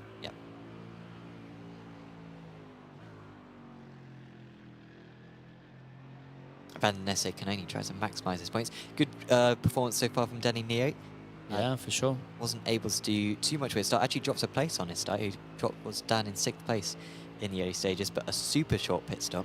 I do fear from a bit when it comes to fuel, but maybe the Merc has got a little bit more performance and taking a very wide line as well there.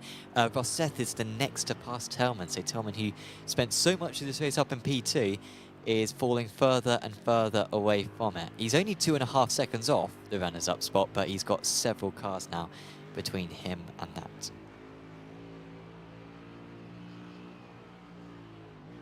Yeah, what a performance from Anders Meyer. What a performance from Danny Neo. Van der Ness is doing everything he can in that portion, hustling. Don't rule him out from beating Neo. Neo's pit stop was very short, so let's see how that plays out later on. Ross Fowler letting his...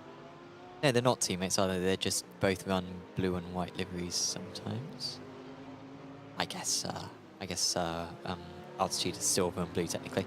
But yeah, not much fight there. Mark Hutchinson moving past Ross Fowler. Mark now with a clean car after taking his faster pair at the stop earlier on. He's done fairly well to get back to 21st place, down 8 from his race start after being wiped out before he even got to the green flag on the pit straights. Ek Trosh up 12 places, Tim Perry up 10, Reece Saunders up 14. He was the highest gain after lap 1, and he's continued to surge forwards. And still Andrew Fairley, well, Andrew Fairley has retaken the Pro-Am lead. I think he lost it to a bio for a bit, but he's back in the lead now. Only 10 seconds off the overall lead. And Jason Hodgson is now leader of the Amsters. He was running P3 earlier on, but he's cleared Livingston, and he benefited from the issues for Ross Fowler. Yeah, well said indeed. I mean, I was going to compliment the bop, but we're seeing the Fords rise. That's what I'm seeing. Now we know why it was hit so hard at Indy. Which leads you to the question, why was it given such a strength? Sure, it's just going to be strong for the rest of the season. Correct. But yeah, it's looking like a good choice of car. David Shillen looks like he's about to be eaten up. Not fighting that one. Schilling's a smart driver. First season in the championship. Feels ages that he's been part of it, but it has just been a very long season. I don't know how to feel about Paul Rouseff's situation. I really don't. I have mixed feelings because he earned pole. It was his. Yes. iRacing took it away. Then he exited pit road. I can see, I mean, he's going to be protested left, right and centre. Yeah. Because you're last. You can't, you know what I mean? It depends if it's a rule, I think. Yeah, true. It depends how the letter of the word I is. don't think it's a rule in iRacing, is it? I think in iRacing it's just go when you can. I'd have to check. Because some rules, you know, like if you get a green light, like some rules are, how do I word this? Some things are protestable even if you're not technically breaking a rule. Because, yeah, Rousseff left when he was told he could leave. So he's done nothing wrong. iRacing allowed him to leave, right? He didn't break a rule. But on the flip, this is why I'm so confused, like torn, because he earned pole. You know what I mean? Sure. Yeah, he didn't qualify last and then is taking advantage of an in-game thing to move his way up. Like, he's just going as fast as he can. Yeah. And has the right to do so, one would But argue. it is crazy that he got to keep, you know, he keeps the full fuel tank, which gave him a 19-second pit stop. Sure. I'm torn. I'm torn. But he's doing very well. I mean, it's saying he's down 3 positions, but he's... I mean, am I allowed to say he's up? Well, he was 15th at the start, right? Well, he was classified as 35th. Sure. I don't know. This is crazy. Carbonari into the pits for the second time. He only had a 9-second pit stop earlier on. I think that was maybe in the early stages. Yeah, I think just He repairs and fuel. Yeah, he collided at Canada, didn't he? Not entirely sure who he collided with. Maybe Veal? When is Van der Nesse going to strike? Maybe he's still having to save a bit of fuel, Van der Nesse, I don't know. And then maybe he just needs to do that for a couple more laps and then he's comfortable to the end, I don't know. And is this a Bio-Fairley battle going to break out? They're both in draft. It's the Pro-Am lead. Fairley is hanging on to Talman's draft. If Fairley can pass Talman, that will lock him the Pro-Am win, I assume. Well, second and third aren't going very fast right now, and I think it's causing everyone else to catch up behind. So, Rosseth on that last lap was a second faster, or let's not exaggerate, 9/10 faster than Neo and Van der Nesse. So the second and third are leaving a lot of time on the table. Maybe fuel saving, maybe fighting a bit too much. Do you see the 2.0? I don't know if you already said, so a 2.04.6 from Rousseff, a 6. And now he is going the long way round, both sliding, second and third positions. And if Van der Nesse was waiting behind Neo, he can't afford to wait behind any longer because he's going to be overtaken by Rousseff before too long. But he's now lost a slight draft. And he was going to be very vulnerable, slide for both of them again. But Rousseff, you can't help but feel, might just be able to pull ahead here unless Van der Nesse is willing to pull some shapes. He's a quick driver, but this car is a rocket. It's like a GT4 he's passing there. I don't know if Van der Nesse is even going to be able to defend this. Oh, yeah, it looks like we're able to. These two have had a really good battle all season long. Well, Van der Nesse has been involved in lots of good battles all season long. Still keeping a part of his car just alongside. In fact, he's breaking very deep, is Van der Nesse, but he'll be absolutely left for dead on this next straight. The Mustang will easily pull ahead. He might have a Ford friend as well in a second. He's not going to be able to slot in between these guys. This looks like Schilling's going to be able to make his way through as well. Oh, Van der Nesse with some deep braking, trusting Racef there to hold his line. Well, if he can only lose one place, that would be a decent result for him. And yeah, I think that was as good as it was going to get for him. It's hard. I don't think that was even deliberate, but he's No, so it wasn't. Good. He's so good on the brakes. Not just that, I think he wanted to defend from Schilling and didn't want to then take out Racef, so that was really well handled. Great stuff. I mean, the Racef thing aside, 16th, 15th to 3rd, passing Tauman, Abayu, Nanda Nesse, these kind of people from that far back is... I mean, I know we said it's an hour-long race, but it's only an hour that you've got to do this in. That's crazy.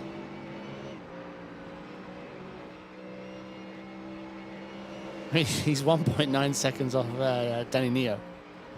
He is crying for Maya, like, can you come back and slow up Neo? I think he'll catch regardless, honestly. And there was the moves being made by some of the drivers. But yeah, all that bat sync did allow Neo to make a break for it.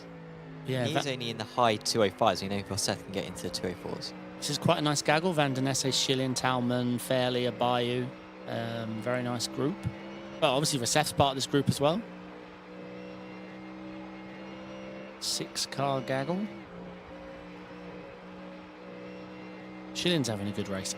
I'm assuming he's iRating. I think I've said this a few times. Isn't too correct. Oh yeah, because he started the season as a pro-am, and I mean he's 3.6k, but I mean Tauman's 8k behind him. I mean Van der Nesse and Racef and Maya for sure don't do as many officials as they could because they're definitely higher rated. Yeah, Schilling looks very strong for 3.6k. Yeah, that's my iRacing.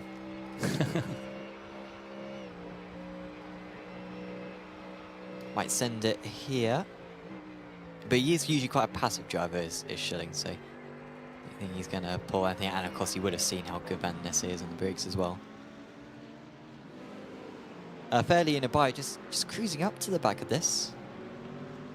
Yeah, well, there's been a lot of battles, a lot of you know, the Racef, Van der Nesse, Schilling thing has really brought them into it. Andrew's playing a smart game here, hanging on to Tauman. It's keeping that scary Merc away for a little bit. A reminder that, of course, this is not the only league happening on Apex Racing League. There's a couple of others. We've got Apex Racing League Sports Cars starting in 10 days. That features GT4 and TCR cars. I'm going to be signing up for sure. I'm doing it. I am pretty sure I'm going to do it from here as well, from downstairs. David is going to be signing up, streaming, I think, from the Apex Racing Sim Center. Yeah. In the GT4 class, but you can also sign up in TCR. Lewis is going to be doing it as well. I can definitely sense him nodding with excitement. We've also got, so yeah, that's on Monday nights. Do sign up at apexracingleague.com. Also announced prototypes earlier on in the week as well. That will be the new studio slot, but that'll be on Thursday nights. But yeah, will be covered by myself and David once again. So pizza night's moving. Pizza, I don't know what. Is that allowed? Domino's might, because I get a notification at 4 o'clock every Friday saying, you know, same again.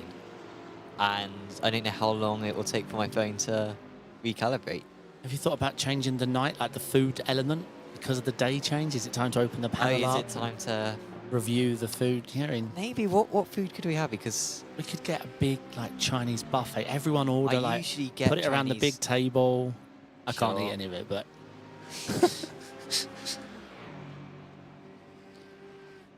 Right, 20 minutes left to go. We've got a camera on Tim Perry. I like the Altitude Esports sticker. Yep.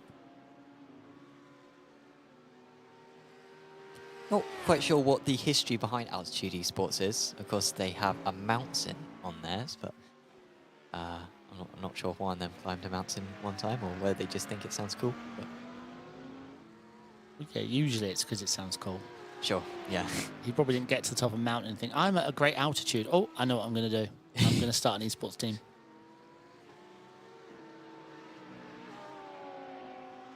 Hooper ahead Oppe. I think that was a move that just happened. No, actually, no, sorry, he's being caught. He's being caught. Perry is catching up to Hooper. So to summarise Recef's pace, Van der Nesse is no longer in draft Recef, and Recef is in the draft of Danny Neo. Yeah, looked like Van Nisse might be able to squeeze a second place out of this, but he's wide at Canada. He's going to let one of these places go. No way he's holding on for that one. What's happening to Van der Nesse? Maybe his tyres are going? Because, yeah, I just noticed he's tumbling, and then we see a mistake, which is very unlike him. Seems like once a driver has a draft on him, he's just totally vulnerable on the straights. I've got a hypothesis. I'm thinking fast. I'm thinking on my feet. You want to clip something? I think we could see Recef win this. I think he's going to pass Danny Neo, and then I'm thinking Myers will let him by. Why? Because he got denied the pole. Oh, well. Yeah. Yeah. Hot take.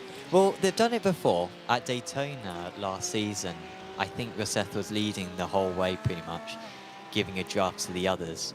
Meyer got a shorter pit stop because of it, got track position, and was leading, and then let him go about 100 meters before the line. I think Meyer, though, knows that he needs to win the championship. Though. Yeah, but with Van der Nesse in 5th, I don't even know if he's going to finish 5th. Yeah, if he even stays there, yeah. Oh, there's a sense.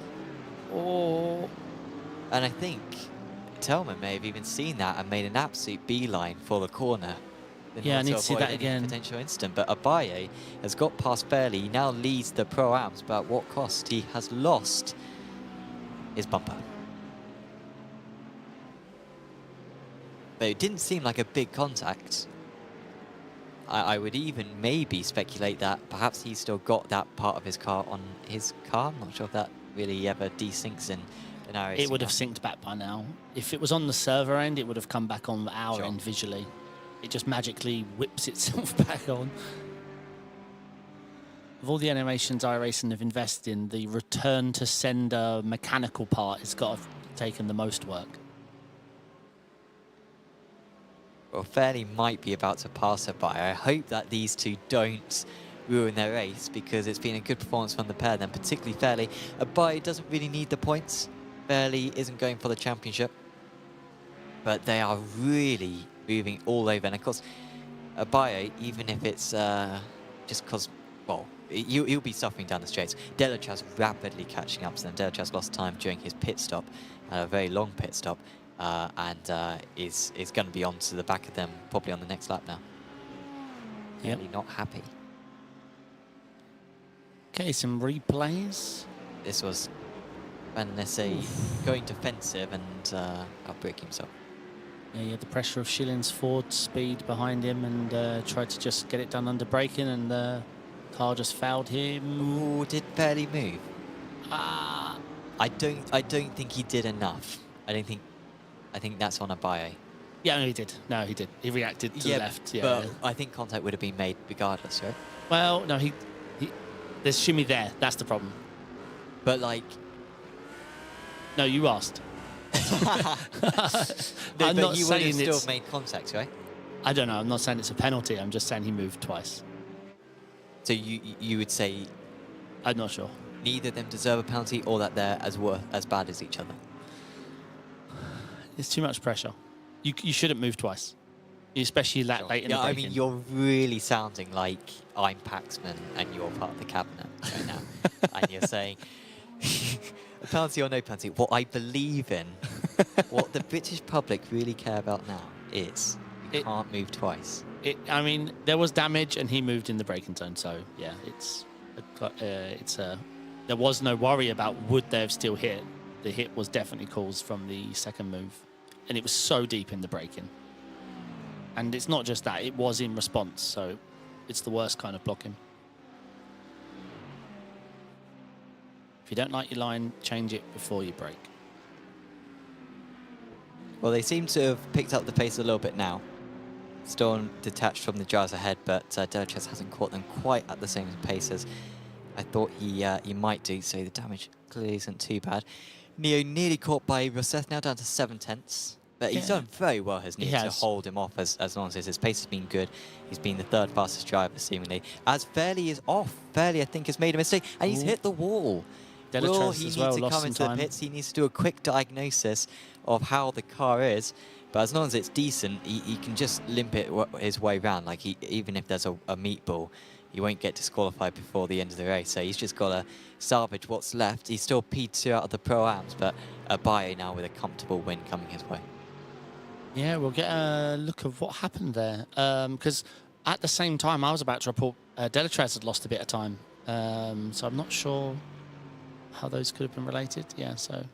Yeah, they were close to one another on track, weren't they? But there was still looked like there was about half a second between the pair. Yeah. Yeah, so I saw Delatrez lose off. Here we go. So... all by himself. And I assume Delatrez then came by and lost time. Yeah, I said before that a couple of drivers will bin it at that corner, dipping a wheel onto the grass. And, well, it looks like we're only going to get one today, but it is a very common mistake. Yeah, I'm surprised he hasn't meatballed there. Maybe he just... Maybe he has. Yeah. No, he's just going. Udod on the comeback. He was the one who collided with Oh, look at that. Carbonari early on. Nice. He's got past Schlosser there. Yeah, Danny Neal's doing a good job. It's been 5 tenths to 7 tenths for 2-3 laps now, but this is the closest Racef's been now. Yeah, down to 3 tenths. Racef is now in the hunt. Yeah, this is the closest they've been on track. He's going to try and set this up in the last corner. I just can't believe what a weapon this Ford is now. Well, we've got 2 more laps to go. Hopefully everyone's got the fuel to get there. We're going to make the extra lap by about 40 seconds or so. So it wasn't too close, so there shouldn't be too many complications when it comes to the fuel calculator. He's having a strong season is Danny Neo. I mean, I remember his move on Imola that was excellent. Yeah, the double overtake. Yep. Yeah, he's had a very strong season. Currently sits P6, but with Philip Ansel not around tonight, he'll move ahead of Ansel. Oh, our Lambo driver, of course. Yep. Oh, who's this? Who are we looking at there? That's... Trosh. Oh, Trosh. Yeah, 14 now, Eric Trosh for Nürburgring Esports. His teammate Kleinecht was out before he could even reach the start-finish line on the warm-up, but he has made up for his teammate's demise. Delatrez got past Abaye. Oh yeah, what's happened here? Abaye, of course, with the damage, maybe suffering a bit. Also, of course, no pressure now from Fairley, who actually is going on all right. Is Andrew Fairley? His last lap was a 6.5, which is only about half a second slower than what he was doing before. First time I've seen a Delatrez camera. Have you seen his camera before? Again, I was not looking. Yeah, he's got a web camera. He was resting his wrist. He came off the corner and was in wrist rotating. I've done plenty of times. Do you do more wrist rotating or ankle rotating? I never do ankle rotating. No? No. Okay, well, you got your pedals set up well then. Yes, 100%, very well, very comfortable. But force feedback's force feedback. It takes its toll, you know. It does take its toll. This is a good battle. Let's see. It's all about this exit. This is the most opportunistic part because this sets you into turn 5. Do we call it 5? I mean, off air, I call it 3. I call it turn 5, yeah, because that's what people call it. So it is that. Yeah, but this is turn 1. The next No, one where you like, turn no, is turn 2. Turn 5 is the 3rd corner on this side. Okay, I like that statement you just said. Well, yeah, he's going to have only a couple of shots at it. 2 tenths faster on that last lap. And that Merc isn't going to be the easiest car. No, in it the still world looks to plenty overtake. fast enough, doesn't it? Especially in Neo's hands. But Seth not with a whole lot to lose, so he's not going for the title. Hopefully we'll see him try this one and pull off pretty much the best result he could get, considering he was not able to take the grid. Will he send it from here? He does not. No fuel saving either needed for Neo. And he gets through turn 5 very nicely. And that might be the chance gone for Seth. He'll still have Canada to come. but I think his best shot was turn 5.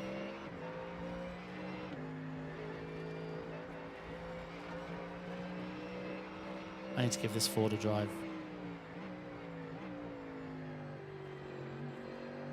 Front engine cars have never suited me.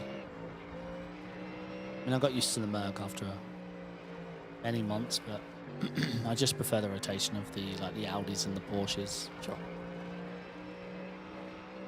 Although it doesn't look like I want to drive the Audi this season. I've not been loving what I've been seeing on track. Obviously got to test it myself. Oh, this is a good run. He's going to have a chance here with Seth. How defensive does Neo go? Goes all the way to the right. Where Seth sees if there's going to be any gap offered to him. There's not. Neo goes wide, but Seth wasn't really able to tuck underneath him, and they've only got 2 more corners to go, and it would take a huge dive from Eric Seth, and he is not in a position to do it. But Neo is early on the brakes, so lifted off fairly early. Hopefully he's got enough fuel to get to the line. Anders Meyer, meanwhile, is going to take another step towards the title. He has almost got it wrapped up. One more good round is all he needs, but the run to line is going to be ever so close. Neo holds on by 0.03 of a second. It was an unusual final corner for him where maybe if Seth had gone for a mad dive, maybe he would have pulled it off. He was so early on the brakes, but he did not try it, and Neo was able to take it. Abayo wins in the Pro-Ams, albeit maybe protested that he'll get a penalty. And Jason Hodgson is going to be able to win in the amateur category, and dare I say that might just be the first time he has been able to win this season, and it is the first time he's even finished in the top 2, and that will close the gap and maybe even move him up into 2nd place in the championship. Yeah, what a drive. Good racing from everyone. Obviously really well executed from the racing guys. Obviously Danny Neo, excellent race. We can't forget Schilling. Started 9th, finished 4th. Up 5 positions, and in that crowd, that's not easy. Eric Trosh up 14, might have gone a bit unnoticed. 14 positions. But yeah, fantastic race. Yes, very much enjoys that one. And we will get a chat with a few of our drivers in a short while, but it's impressive that Maya, you know, it feels like a while ago, but Maya for a while was losing the momentum in the championship, and has now been able to outscore Van den Nesse in 3 consecutive rounds, and he's nearly there. Like, it's literally, if he gets like a podium next time out, I think that will be enough to seal it with a round to spare. Yeah, Yeah, I mean, it's great for us, but it feels like they're having their peaks at different times, and the Anders Meyer peak has been a very strong one of recent. Obviously, Van den Nesse had some torrid luck at, was it Hockenheim? Yes, yep. Yeah, just nothing could go his way. He got caught in 2 incidents, and that can sometimes, really dampen your chances of winning a championship there. Well, just a quick reminder once again that we've got the late Apex coming up a little bit later on. So that'll be starting in about 40 minutes time. You can see there, 10 PM BST will be discussing iRacing's 2024 Season 4 build, along with updates for Le Mans Ultimate, and everything else happening in the world of sim racing. So do keep tuned for that a little bit later on. But at the moment, no one is joining us. Well, what I was about to say then, as we got the results, in fact, there we have Maya, Neo, and Seth. Top 3, Abayo, Fairley, and Agard. The top 3 in the Pro-Ams, and Hodgson being able to win in the amateur category ahead of Livingston and Fowler. Little bit of disappointment, I imagine, for Fairley there. Do you think he was driving angry when he made that mistake? Possibly. There was that incident between the two of them. It might have just overheated his tyres and cost him some understeer on the entry of the corner, and then he got the throttle down to get the run and clipped the grass and died. I'm not sure. It's hard because, I mean, it's a fact. When you're the driver, it's the other driver's fault. That's just how we all are. So you've got to keep your temperament and review it afterwards. I'm not saying I know how to do that. I'm just saying you have to try and do that. Sure. But maybe it was very close to the incident. But as I say, it could have just been an overheating of tyre, because if there was damage on the other car, then the other tyre was definitely impacted. Well, let's drag up one of our drivers then, and first we'll drag up our race winner, Anders Meyer, who now joins us. Anders, congratulations. A fairly easy race win there, honestly. I mean, of course, week 13, and it seems like maybe a little bit of a helping hand to the Mustang. Would you say the Mustang has had a performance boost? And if so, how much difference do you think it made today? Thank you. Yeah, apart from qualifying, everything went really good. The car it's like a new car, to be honest. You know, so much has changed. The way you drive it is different. The way you have to set up the car is completely different. So I think there's even more to be gained, because this setup was made by Eric like half an hour before quali or something. So I think there's way more in it. It seems like I know it doesn't sound fair saying after a win like this, but I feel like maybe the balance in the class has become better for at least front engine cars. Maybe not so good for the Audi, at least not at this track. But yeah, I feel the Ford is. I can't really compare it. You know, it's the same sound and that's it. It's so different to drive. Sure. Well, that sounds very positive for you guys going into this next season on iRacing. Yeah, when you look ahead to the final 2 rounds of the season, of course, we don't know what the tracks are. Are there any that you are particularly hoping for might make the cut? I'm not sure. I tried the car at I drive in the World GT Championship, and the last race was at Misano, and I tried the car after the build on Misano, and it didn't really. It was different to drive, but it wasn't really any faster. So I'm not sure how it competes, you know, with the proper setup and stuff on a smaller track. But I don't know. I don't have any preferences. The only thing I want is no rain.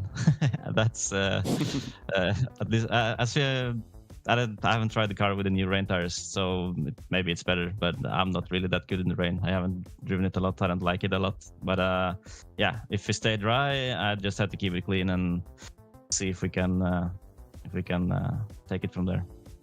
Yeah, I mean, like, your lead now in the championship is very good, and with the drop score, you're almost uncatchable. Do you think that will change your driving style for the next race, knowing that I believe pretty much if you get a podium in the next race, that might be enough to clinch it? Will that change your driving style?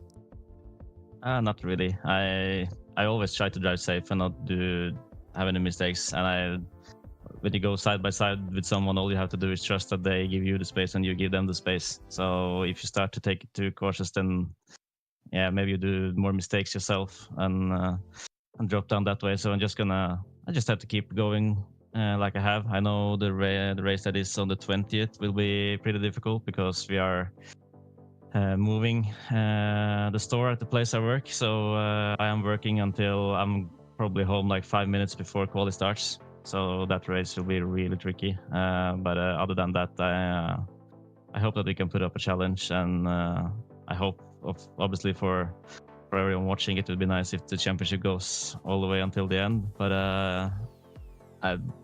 if I could choose, then I would want it to be decided as quickly as possible. But yeah, we'll see. Well, best of luck for you for that one. And is there anyone you want to give a shout out to? Yeah, I want to give a special shout out to Eric for starting from the pits and almost finishing P2. That was an amazing drive from him. Sadly, he had an issue with his grid button, so it didn't work. He just couldn't enter the grid, which was a shame because he was really fast at this track. But yeah, and a big shout out to Racing Lab that I know, Racing Lab esports, CarX that I know, and to CMeCube and Ford Norway, obviously. And thanks to you guys. And I have a message from Nikolai. He's still waiting for his cap, David. So yeah, I'll get on it. Yeah, yeah, nice. Thank you. GG's, mate. Great win. Thank you. Anders Meyer, our race winner tonight. Who are you going to drag up? We have Danny Neo. Danny, can you hear me okay? Hello. Yeah, man. Hello. Congratulations on a well-fought P2. Was that qualifying optimal for you? Or because you're up, what, 3 positions from the start? Talk me through it. How did it go? Nah, man. I lost it, the pole in the last 2 corners. I lost 3 tenths. And how is the Merc since the update? I noticed it wasn't as quick in a straight line. How does it feel balance-wise, I mean, compared to the Ford and everything? Balance, It's nicely to drive. But now, and in this race, well, I don't think the Merc has the speed. Right. Yeah, it did look. It looked like the Fords, even not in draft, just looked like an absolute monster in the straight lines. But obviously the Merc was okay. You managed to defend from Eric there, who you must have been surprised him chomping through the grid like that. Did you think he would be on you by the end, or was you pretty comfortable? Yeah, man. I have to full saving a lot from the beginning, man. Yeah, for sure. And after the pit stop was every lap, man. And the 3 last laps, yeah, your pit stop was the fastest. I don't think we do a DHL pit stop fastest award, but it does actually go to yourself at 19.75, yeah, which was very quick indeed. Finally, there you go. We'll get the medal made up, yeah, for sure. But Anders Meyer's pace, was it impressive? Did you think you could hold on to him at any point? Like, was you counting him in the race, or was he just gone as far as you was concerned? Well, I don't know. In the draft, maybe, but the pace of Anders was mega this race. Yeah. I don't know, because I have to fuel saving and that stuff. I don't know if he is full saving as well. So yeah, but the pace of Anders is mega, man. Yeah, it was impressive. But no, you did really well. Obviously, it's a really tough crowd, the people you were racing, but yeah, up 3 positions from the queue. I know it wasn't the queue you wanted, but yeah, you pulled off a brilliant P2, so congratulations on that. Is there anyone you'd like to give a shout out to? Yeah, the World Racing team, to the sponsors.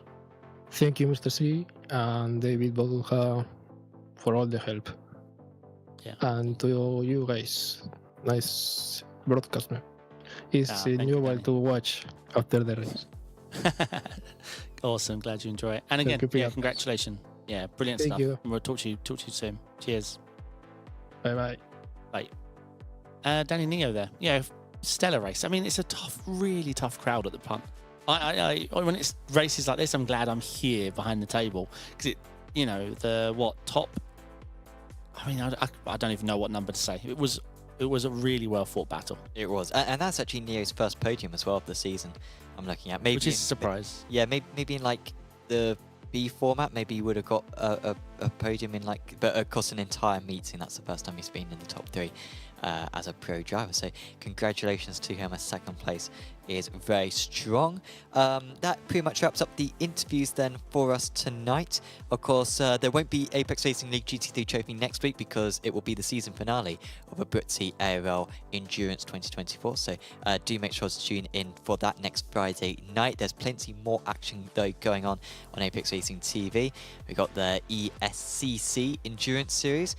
Tomorrow we've also got Racing Unleashed from the studio. Matthew Duffin presenting that one on Sunday evening, and loads of other racing, of course. Radicals not on this week because of week 13, but we'll be back very, very soon, and many other series as well starting up at the start of the iRacing season. So do make sure to tune into all of that one, and of course make sure to follow as well the Apex Racing TV and Apex Racing League social medias on Facebook, Instagram and Twitter. But for now, from myself, Sam Fitzpatrick, and from David Sampson, we are going to be saying goodbye, and we'll see you back in 2 weeks' time for the penultimate round of the season. See you then. Ciao.